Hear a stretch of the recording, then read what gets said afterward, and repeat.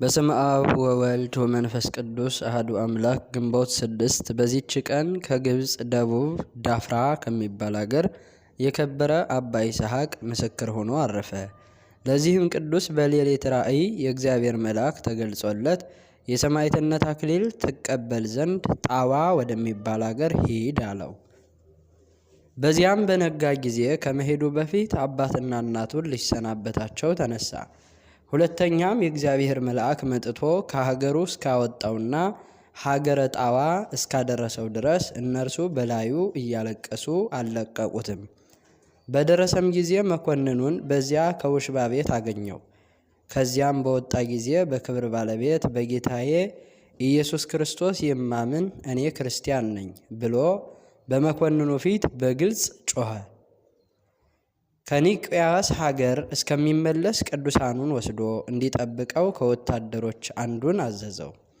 ከዚያ ወታደርም ጋር ቅዱስ ይስሐቅ አልፎ ሲሄድ በመንገድ ዳር የተቀመጠ አንድ እውር የእግዚአብሔር ቅዱስ ሆይ ይቅር በለኝ፣ ዓይኖቼን አድንልኝ ብሎ ለመነው።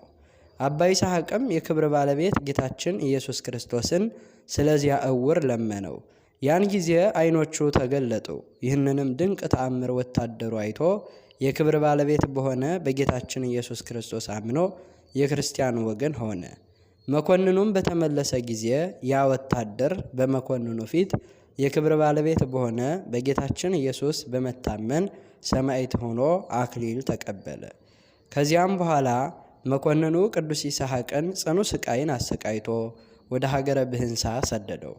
በዚያም አሰቃዩት። በመርከብም ሲወስዱት የጽዋ ውሃን ለመናቸው። ከቀዛፊዎቹ አንድ ዓይኑ የታወረ ውሃን በጽዋ ሰጠው። የከበረ ይስሐቅም ያንን ውሃ በላዩ ረጨ።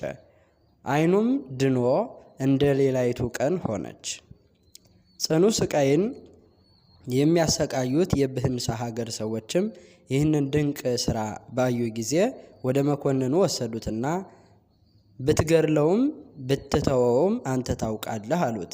መኮንኑም ራሱን በሰይፍ እንዲቆርጡ ወዲያውኑ አዘዘ። የከበረች ራሱንም ቆረጡት። የምስክርነት አክሊልንም ተቀበለ። በዚያም ምእመናን ሰዎች ነበሩ። የአባ ይስሐቅንም ሥጋ በሰረገላ ጭነው በበሮች እየሳቡ ዳፍራ ወደምትባል ሀገሩ አደረሱት። ያሻግሩትም ዘንድ በመርከብ ባላገኙ ጊዜ ተሸክመው አሻግረው ወደ ቤቱ አደረሱት።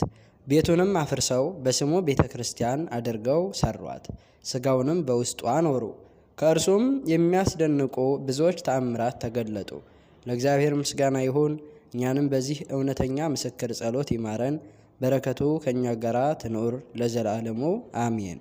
በዚህችም ቀን የእስክንድርያ ቄስ የከበረ አባት አባ መቃርስ አረፈ። ይህም ቅዱስ በአባቱ በሚቀድመው በታላቁ በክቡር አባ መቃርስ ዘመን ለአስቄጥስ ገዳም አባት ሆኖ ብዙ ትሩፋትን ሰራ። ስለ እርሱም እንዲህ ተባለ። አንዲት ዘመሚት ነክሳው ገደላት። ከዚያ በኋላ ተጸጽቶ ነፍሱን ገሰጻት። ስለ ዘመሚቷም ሞት በበረሃ ወዳለ ወንዝ ወርዶ ሥጋውንም ለዘመሚት ገልጦ እንደ ልቡዝ እስከሚሆን በዚያ 6 ወር ኖረ። ከዚህ በኋላ ወደ በዓቱ ተመለሰ። መቃርስ እንደሆነ ማንም አላወቀም። አንድ ጊዜም እየጸለየ 5 ቀን 5 ሌሊት ቆመ።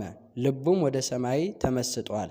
ሰይጣናትም እስከተቃጠሉ ድረስ ይቺ ትጋትና ተጋድሎ ከሰራው ትሩፋት ሁሉ ይልቅ ትልቃለች አሉ።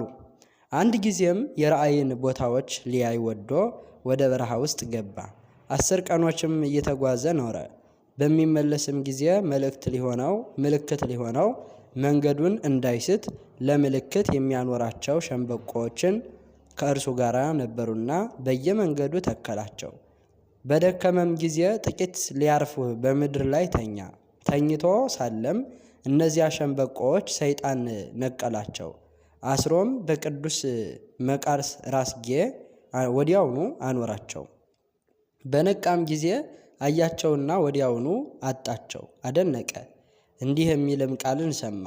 መቃርስ ሆይ ሃይማኖት ካለህ አታወላወል፣ በሸምበቆዎች አትታመን። የእስራኤልን ልጆች በበረሃ ሲመራቸው የነበረ የብርሃን ምሰሶ እርሱ እንደሚመራህ እመን እንጂ አትጠራጠር። ወዲያውኑ የብርሃን ምሰሶ አይቶ ተመለሰ። ከዚህም በኋላ በጎዳና ሳለ ተጠማ። እግዚአብሔርም ከበረሃ ላሞች አንዲቷን ልኮለት ወተቷን ጠጥቶ ረካ። ወደ በዓቱም ተመለሰ። በአንዲት ቀንም ጅብ ወደ እርሱ መጥታ ልብሱን ይዛ ትስብ ጀመረ። እርሱም እስከ ዋሻዋ ተከተላት። 3 ልጆቿን አወጣችለት። ባያቸውም ጊዜ እውሮች ሆነው አገኛቸው። የልቦናዋም ሐሳብ የተነሳ ያችን ጅብ አደነቃት። ግልገሎቿንም ይዞ ዓይኖቻቸው ውስጥ ምራቆን ተፋ። አዳኝ በሆነ መስቀል ምልክትም አማተበባቸው። ያን ጊዜ ድነው ከእናታቸው ኋላ ሮጡ፣ ጡቷንም ጠቡ። ከዚህ በኋላ ወደ በዓቱ ተመለሰ። እርሷም የበግ አጎዛ አመጣችለት። እርሱም ተቀብሎ በላዩ እየተኛ እስከሚያርፍበት ጊዜ በእርሱ ዘንድ ኖረ። በአንዲት ጊዜም ደግሞ ልብሱን ለውጦ በሕዝባዊ አምሳል ሆኖ ወደ አባ ጳኩሚስ ገዳም ሄደ። በታላቁም ጾም ሳይበላ ሳይጠጣ 40 መዓልት 40 ሌሊት ቆመ። የሚሰራውንም እንደቆመ ይታታ ጀመረ፣ አይቀመጥም። መነኮሳቱም አባ ጳኩሚስ ይህንን ሰው ከእኛ ዘንድ አውጣው፣ ሥጋ የለውምና አሉት። አባ ጳኩሚስም ሥራውን ይገልጥልኝ ዘንድ እግዚአብሔርን እስከምለምነው ታገሱኝ አላቸው። በለመነውም ጊዜ የእስክንድርያው መቃርስ እንደሆነ እግዚአብሔር አስረዳው። በዚያን ጊዜ አባ ጳኩሚስና መነኮሳቱ ሁሉ ወደ እርሱ ሂደው እጅ ነሱት። ከእርሱ ቡራኬ ተቀብለው ደስ ተሰኙበት። ወደ ቤተ መቅደስም ከሳቸው ጋር አስገቡት። በገዳሙ ውስጥም በስራቸው በመመካት በባልንጀሮቻቸው ላይ የሚታበዩ የዚህን ቅዱስ አባት የአባ መቃርስን ጸጋውን አይተው ትሑቶች ሆኑ። ከዚህ በኋላ ወደ በዓቱ ወደ አስቄጥስ ገዳም ተመለሰ።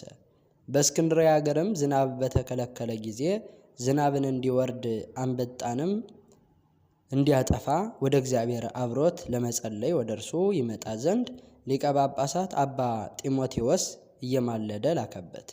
ያን ጊዜ ተነስቶ ወደ እስክንድርያ ሀገር ሄደ። ሕዝቡም በታላቅ ደስታ ተቀበሉት።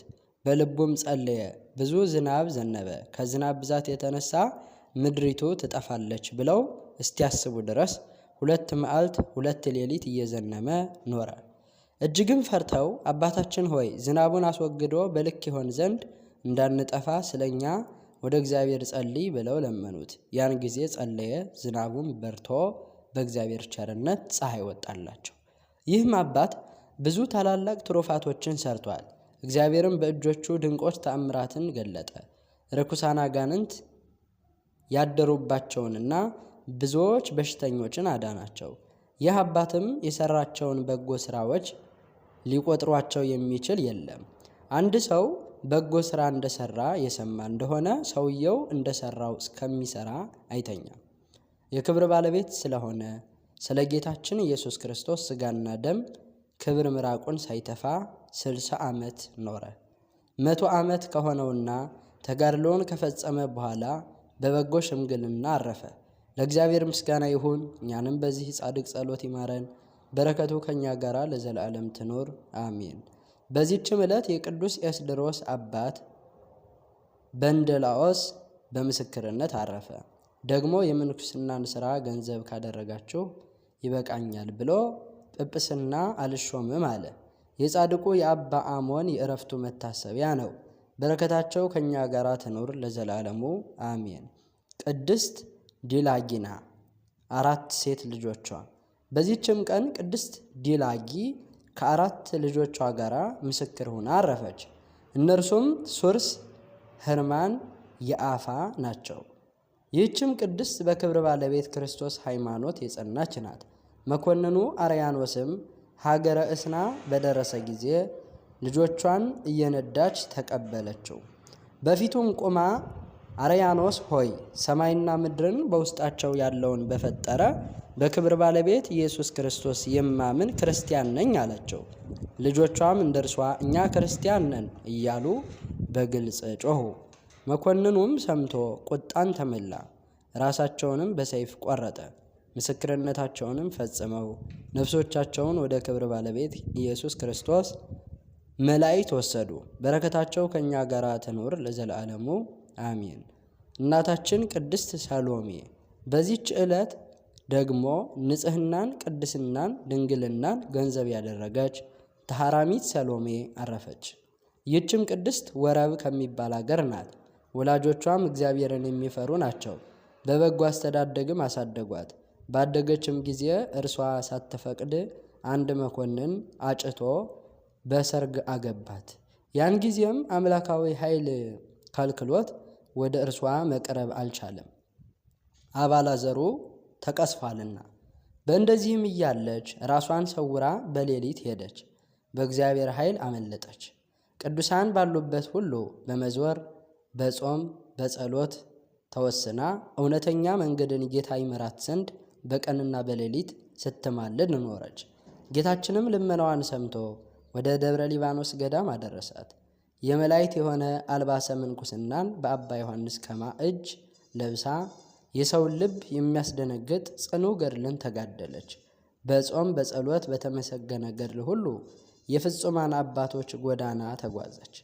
በመጽሐፈ ገድሏ እንደተጻፈ ብዙዎች ድንቆች ተአምራትንም እስከ ማድረግ ደርሳ ከዚህ ዓለም በሰላም አረፈች። ለእግዚአብሔር ምስጋና ይሁን፣ እኛንም በጸሎቷ ይማረን፣ በረከቷ ከእኛ ጋር ትኑር ለዘላለሙ አሜን። በዚህችም ዕለት ገድሉን በሰይፍ የፈጸመ የከበረ አባት አባ ደናስዮስ አረፈ። እግዚአብሔርም በጸሎቱ ይማረን ለዘላለሙ አሜን። ግንቦት 6 ቀን የሚከበሩ ዓመታዊ የቅዱሳን በዓላት: ቅዱስ አባ መቃርስ ገዳማዊ፣ እናታችን ቅድስት ሰሎሜ ኢትዮጵያዊት፣ አባ ይስሐቅ ጻድቅ፣ ቅድስት ዲላጊና 4 ሴት ልጆቿ ሰማዕታት፣ ቅዱስ ዳናሴዎስ ሰማዕት፣ ቅዱስ በንደላዎስ ሰማዕት የታላቁ ኤስደሮስ አባት፣ አባ አሞን ጻድቅ ጵጵስናን አልፈልግም ብሎ የሸሸ አባት። ወርሃዊ በዓላት: ቅድስት ደብረ ቁስቋም አባታችን አዳምና እናታችን ሔዋን፣ አባታችን ኖህና እናታችን ሃይከል፣ ቅዱስ ኤልያስ ነቢይ፣ ቅዱስ ባስልዮስ ዘቄሳርያ፣ ቅዱስ ዮሴፍ አረጋዊ፣ ቅድስት ሰሎሜ፣ አባ አርከስሉስ፣ አባ ጽጌ ድንግል፣ ቅድስት አርሴማ ድንግል። ሥጋዬን የሚበላ ደሜንም የሚጠጣ የዘላለም ሕይወት አለው፣ እኔም በመጨረሻው ቀን አስነሳዋለሁ። ሥጋዬ እውነተኛ መብል ደሜም እውነተኛ መጠጥ ነውና፣ ሥጋዬን የሚበላ ደሜንም የሚጠጣ በእኔ ይኖራል፣ እኔም በእርሱ እኖራለሁ። ዘአቅረብኩ ማሕሌተ አዘኪርየ አእላፈ ምለተ ጸምዱከ ዘልፈ ለእለ ያነብብ ተወከፍ ዘንዴቴ መጽሐፈ እንተረሰይከ እግዚኦ ጸሪቀ መበለት ወኩፈ እምእለ አብኡ ብኡላን ዘተርፈ ነቢያት፣ ቅዱሳን፣ ሰባኪያን፣ ሰማዕታት፣ ጻድቃን፣ መላእክት፣ ትጉሃን ደናግል፣ አዲ ወመነኮሳት ሄራን ባርኮ ባርኮ ጉባኤ ዛቲ መካን እስከ አረጋዊ ልሂቅ ወምንዑስ ሕፃን ለዘ ጸሐፎ በክርታስ ወለዘ አጸሐፎ እንዘይደርስ ለዘ አንበቦ ወለዘ ተርጎሞ በልሳን ሐዲስ ወለዘ ሰምዐ ቃሎ በጸሎተ እሙ ማርያም አራቂተ ኩሉ እምባይስ ህቡረ ይማረን ኢየሱስ ክርስቶስ አሜን። ይማረን።